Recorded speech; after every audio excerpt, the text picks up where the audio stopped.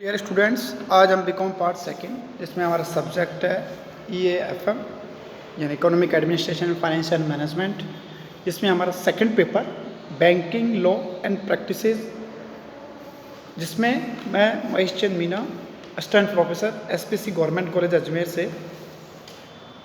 आज का हमारा जो टॉपिक है वो है बैंक डेफिनेशन एंड सिस्टम।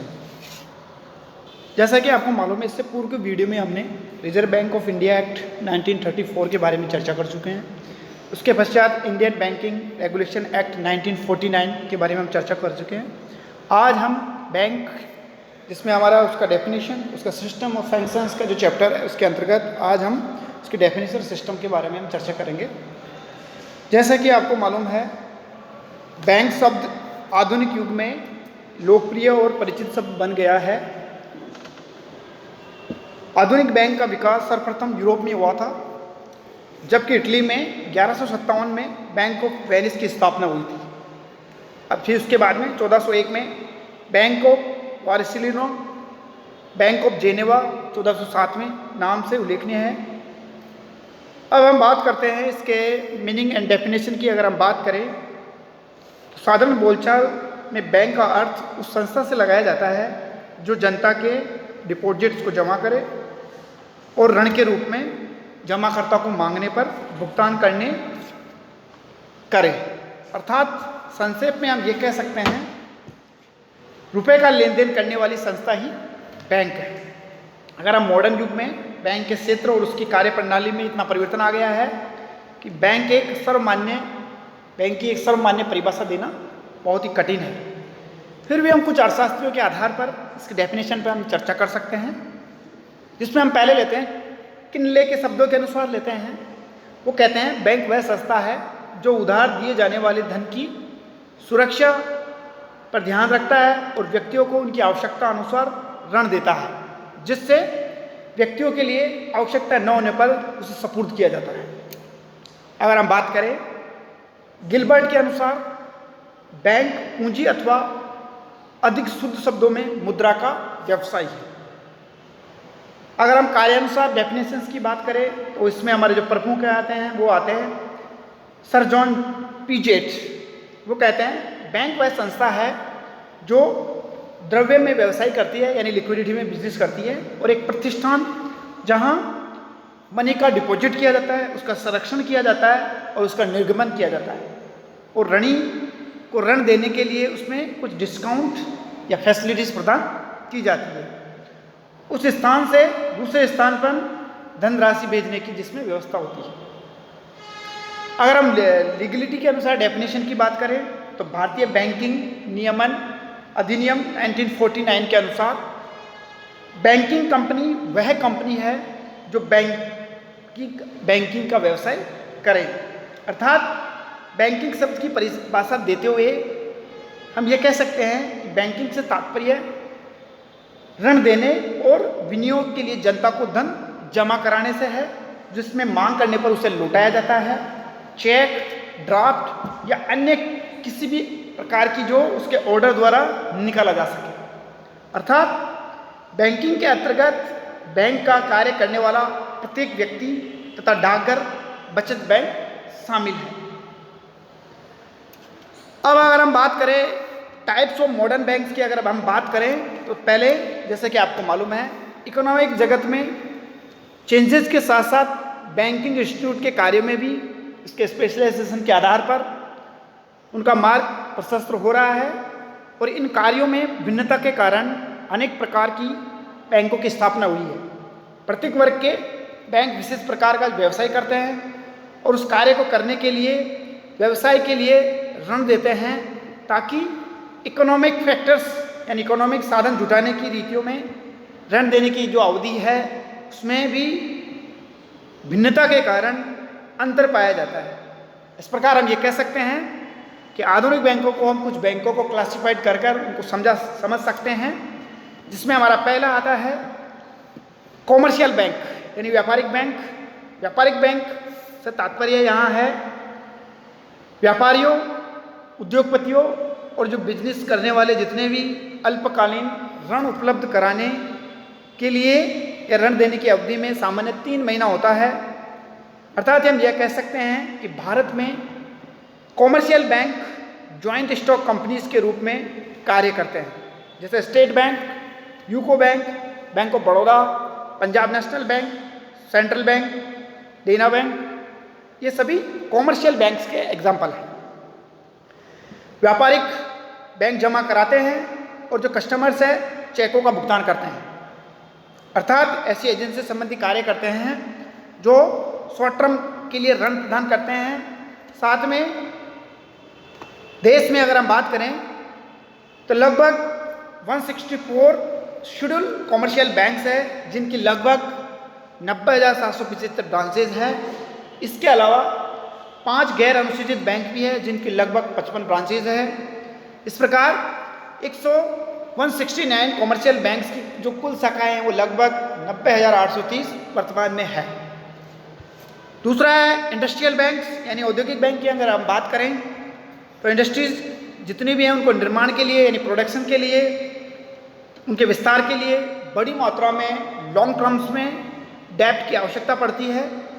व्यापारिक बैंक केवल शॉर्ट टर्म ऋण की उपलब्धता ही प्राप्त करते हैं, अतः लॉन्ग टर्म और बड़े ऋणों की पूर्ति के लिए औद्योगिक बैंक ही करते हैं। इनकी पूंजी अपेक्षाकृत उनसे ज़्यादा होती है और संयुक्त पूंजी वाली कंपनी के रूप में पूंजी प्राप्त करने और उनका जो हिस्सा है उसको इन्वेस्टमेंट करने के बेचैन करती है। ऐसी बैंक अर्थात भारतीय औद्योगिक विकास बैंक जैसे IDBI बैंक, ICICI बैंक, ये कुछ व्यापारिक बैंक्स के उदाहरण हैं। इन बैंकों का कार्य ऋण देने के अतिरिक्त औद्योगिक संस्थाओं में अपनी हिस्से की पूंजी के साथ साथ अंडर राइटिंग का कार्य भी संपादित करते हैं।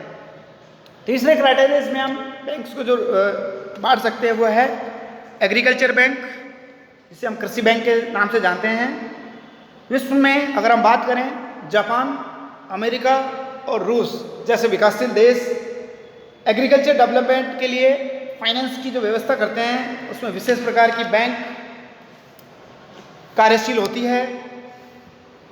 अगर हम बात करें कृषि में अल्पकालीन, मध्यकालीन और लॉन्ग टर्म लोन्स की सप्लाई की अगर हम बात करें तो भारत में एग्रीकल्चर कोऑपरेटिव बैंक्स इसकी पूर्ति करते हैं। लॉन्ग टर्म डेब्ट्स की सप्लाई लैंड डेवलपमेंट बैंक द्वारा की जाती है। भारत में कॉमर्शियल बैंक के माध्यम से शॉर्ट टर्म और मिडिल टर्म्स के लोन्स की सप्लाई को बढ़ावा दिया गया है। फिर भी कोऑपरेटिव बैंक्स में agriculture, central cooperative banks, state cooperative banks प्रमुख है।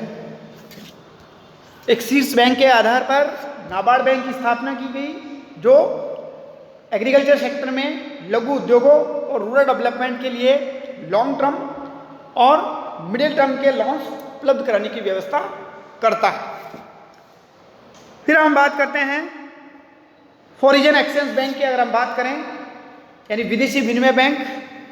विदेशी विनिमय बैंक उन बैंकों को कहा जाता है जो विदेशी मुद्रा का लेन देन करते हैं।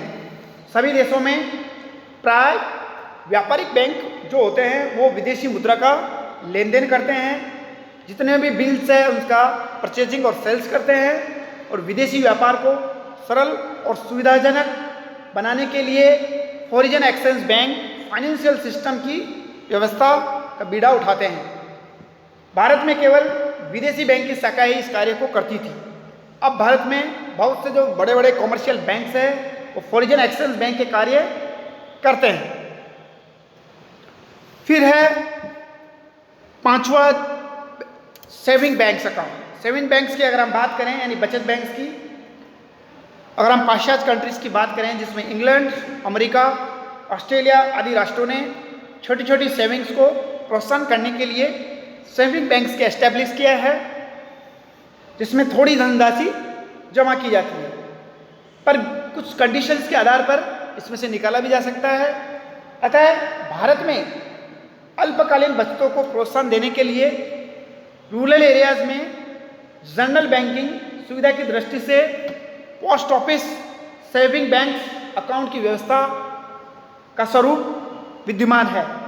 भारत में जितने भी कॉमर्शियल बैंक्स हैं वो बचत बैंक का ही कार्य संपादित करते हैं। फिर है स्वदेशी बैंक की बात करें हम तो भारत के संदर्भ में इस प्रकार के बैंकों में महाजनों या जितने भी सराफ है, साहूकार है, उनका समावेश किया गया है।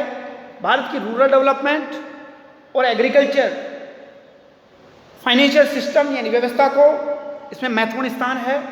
शहरी और अन्य व्यवसाय के लिए वित्तीय व्यवस्था में काफ़ी योगदान इसका रहा है।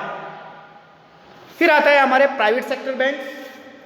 भारत में प्राइवेट सेक्टर बैंक 30 जून 2011 से जो 21 थी, जो निजी क्षेत्र में अनुसूचित बैंक थी 15 के लगभग थी, जिनकी ब्रांचेज 4843 थी, जिसमें हमारे जो प्रमुख प्राइवेट सेक्टर के बैंक आते हैं HDFC bank, ICICI bank, Lakshmi Vilas bank, Lakshmi bank, apex bank, Axis bank, ये आते हैं।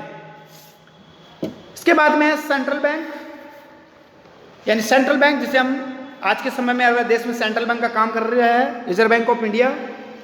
आज विश्व के सभी बैंकों में राष्ट्र की नियंत्रण और अपरिवर्तनशील मुद्रा का निर्माण करने के लिए, बैंकों के बैंक का रूप निभाने के लिए या क्रेडिट की मात्रा का उचित कंट्रोलिंग करने के लिए या उसकी मॉनेटरी पॉलिसी का संचालन करने का कार्य सेंट्रल बैंक द्वारा किया जाता है।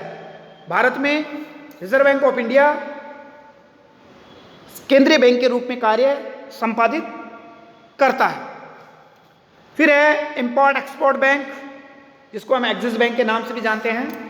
अंतर्राष्ट्रीय व्यापार में आयात निर्यात, इसकी जो क्रेडिट है उसकी फाइनेंशियल व्यवस्था करना और उसके पेमेंट्स की भुगतान करना, उनको जो उस पेमेंट्स की सिक्योरिटी प्रदान करने के लिए ये बैंक्स विकसित किया गया है।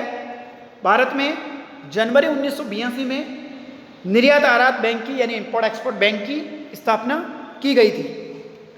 फिर है इंटरनेशनल बैंक यानी ट्रांसपोर्टेशन और कम्युनिकेशन के साधनों के विकास के लिए, विदेशी व्यापार या मॉनेटरी इकोनॉमिक कोऑपरेशन के लिए या सांस्कृतिक सद्भावना को बल देने के लिए आज अंतर्राष्ट्रीय स्तर पर ऋण उपलब्ध कराने के लिए international money fund, world bank, international finance corporation, international development association आदि प्रमुख है। विदेशी मुद्रा में ऋण देने और ऋण पत्र खरीदने के लिए अथवा उनकी गारंटी देने या ऋण को बढ़ावा देने का कार्य इनके द्वारा संपादित किया जाता है। इसके बाद में अन्य में अगर हम बात करें तो पहला आता है डिस्काउंट हाउस, दूसरा है एक्सेप्टेंस हाउस और तीसरा है हमारा यूनिट ट्रस्ट। ये बिलों की कटौती, साथ में कमीशन पर स्वीकृति प्रदान कर क्रेडिट का विस्तार करने में ये सहयोग करते हैं और अंश पूंजी और शॉर्ट टर्म लोन्स और डिपॉजिट्स जुटाने का कार्य इनके द्वारा किया जाता है। साथ में ये बचत और इन्वेस्टमेंट के बैंक के रूप में भी कार्य संपादित करते हैं। इस प्रकार उपयुक्त विवरणों से हम स्पष्ट कर सकते हैं कि अर्थव्यवस्था के विभिन्न क्षेत्रों में स्पेशलाइजेशन ने बैंकों का जो प्रवृत्ति पर बल दिया है वे इस दिशा में निरंतर अग्रसर है, जो हमारे देश के विकास में काफ़ी सहयोग प्रदान किया है। आज के टॉपिक में हम इतनी ही चर्चा करेंगे। थैंक यू, धन्यवाद। कल के टॉपिक में हम एक नए वीडियो में हम देखेंगे सबसे पहले आधुनिक बैंकों की जो संगठनात्मक संरचना है उसके बारे में हम चर्चा करेंगे और इसके जो फंक्शंस है उसके बारे में हम चर्चा करेंगे। साथ में एक अच्छी बैंकिंग प्रणाली में कौन कौन सी विशेषताएं होगी ये हम कल के वीडियो में देखेंगे। आज के लिए इतना ही। थैंक यू, धन्यवाद।